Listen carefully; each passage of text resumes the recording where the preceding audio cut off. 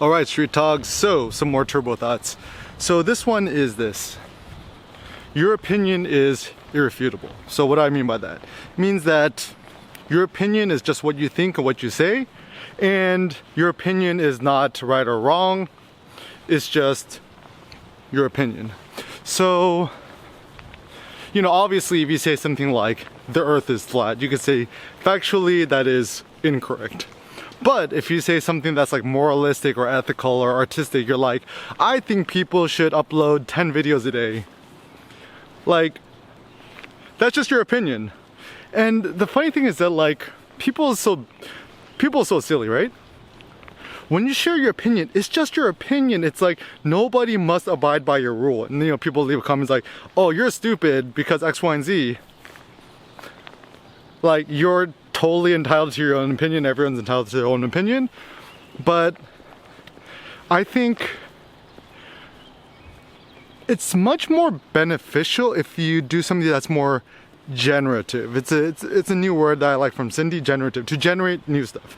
So rather than just like randomly being an anonymous troll and trolling on somebody else's video or blog or something like that, perhaps it's actually a lot better for you to have your own skin in the game and share your own opinion and your own thought with others. So for example, if somebody says something that you think is stupid,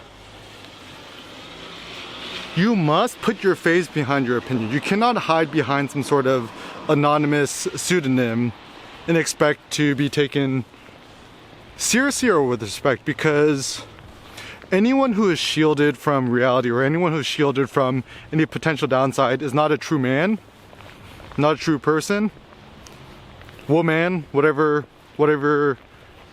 you know, whoever you is.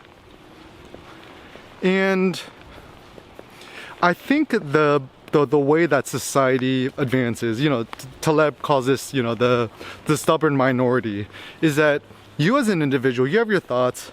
The more stubborn you are about your beliefs and thoughts, and the more you put yourself out there, the better. And it's not even a matter if you're right or wrong. It's more of a matter of like, are people gonna listen to you or not listen to you? And even further, it's not even about listening, because anyone can listen to nobody. It's whether you do as other people say or not do as other people say, whether you obey or you decide to disobey, and also whether you as an individual, you actually have the power, the ability, the skill, the cleverness, the slyness, the cunning to actually affect and influence people's thoughts, behaviors, and actions. So how does one affect and change other people's thoughts, minds, behaviors, and opinions? You know, obviously you have no control, but these are just some things that I've learned based on, because like,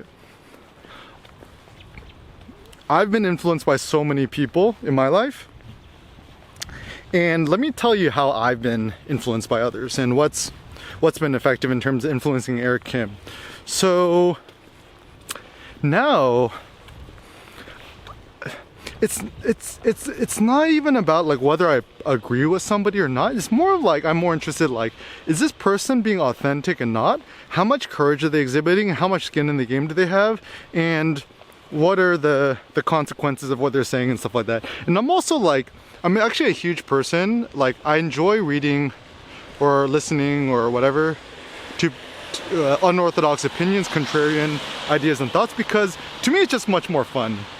So for example, you know, I'm a big fan of Nassim Taleb, and he's influenced a lot of my thought because I like it that he's just like such a free spirit. He kind of, I like it that he's not fake, that he writes like how he talks, and he kind of makes it fun and entertaining. And so like even Horace says something like, the best way to influence people or to educate people is make it both informative, educational, and entertaining. Is that, you know, please and entertain your reader while also educating them. And I think that's what great poetry is, that it should be entertaining and also it should be educational. So another thing that I enjoy is that I just love it when people are super brazen and like kind of ridiculous. It's just such more interesting to me. So for example, just think about like the characters you watch in movies. Which characters do you actually like? Do you like the boring square ones, or do you like the ones who are just like preposterous and over the top? And that's why we all love Will Ferrell, is that like, he's just hilarious because he says what's on his mind, and he probably emulates a lot of what's on other people's mind, but he just has the balls to say it. This is also why I think people like comedians.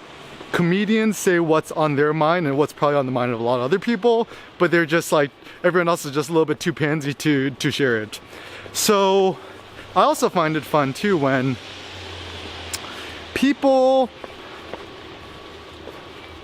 I actually like it when people have a strong, solid opinion and they're not apologetic about it, and when they don't do the caveats where they're like, I hate it when you ask someone a direct question. It's like, what do you think is the best camera? And they're like, it depends, blah blah. It's like, yo, just give me a straight answer. So if someone's like, Eric, what is the best camera? I said, easy, Ricoh GR3, Dunzo, right? And then, you know, if someone was like, Eric, what's the best book of all time? And I'll say, easy, The Iliad by Homer, Dunzo. Or people said, Eric, you know, what's a one piece of advice you'd give to an entrepreneur or somebody starting off?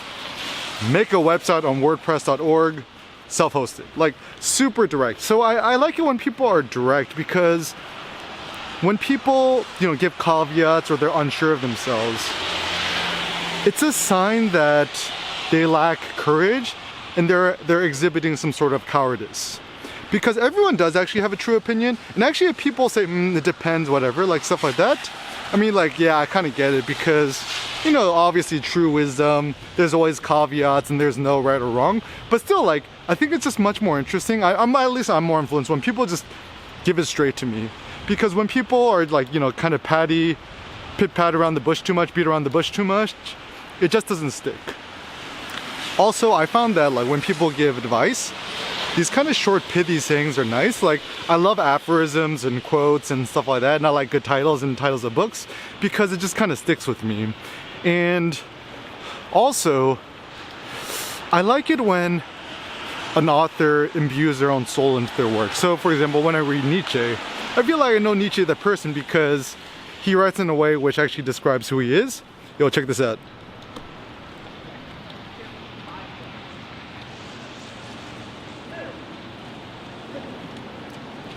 You on the run? Yeah. Yeah, keep it up. Yep. Right? So it's just kind of nice when you imbue your own soul. Talk about your own life, your own experiences. And that's why, like, I never trust a business book written by somebody who's actually not a business person, who's never started their own business, because it's so easy to commentate on the lives of others. There's no real experience, there's no skin in the game. Whereas, you know, Peter Thiel's 0 to 1, I consider, you know, a masterpiece, because he's done the walk. So it seems like one must first do the walk and then do the talk, rather than doing the talk and then doing nothing at all. So even this is like a change in my personal life, is whenever I give you advice or ideas or thoughts, I'm not going to tell you none that I haven't done myself or nothing I've experienced in myself, because one's experience is a direct contact with reality, embodied reality, and a better filter of the truthiness of something. Because I don't think there's an ultimate truth, but I do think that there are some degrees of truth, things which tend to be more truthful than others in more cases, but obviously nothing always applies, so you got to experience it yourself. So that's why I feel like also in life, one must have direct reality, direct contact with reality, with real experiences. Simulated experiences aren't legitimate experiences, in my opinion. That's why if you lived your whole life in the Matrix, you wouldn't have lived a real life, even though it felt real. Just like somebody who watched porn his whole life, listen to the expert. As somebody who's watched porn his whole life and then having done the real thing, it's not the same thing. It's like so categorically different. It's insane, right? Or like, you know, you could read a trillion books on swimming, but if you've never swam before, how would you know what that experience is like? So real experiences in direct contact with reality is a real thing. So even now, this COVID pandemic, if you sit at home and you read stuff, you ain't gonna have no idea what's going on. You just gotta go out. Like, go walk to the store, go to the grocery store, talk to real people in real life, face to face. You know, obviously keep the social distance or whatever, but still, seek the truth for yourself. And the more you seek the truth for yourself, the more fun your life is gonna be, and the more epic of a life you're gonna live.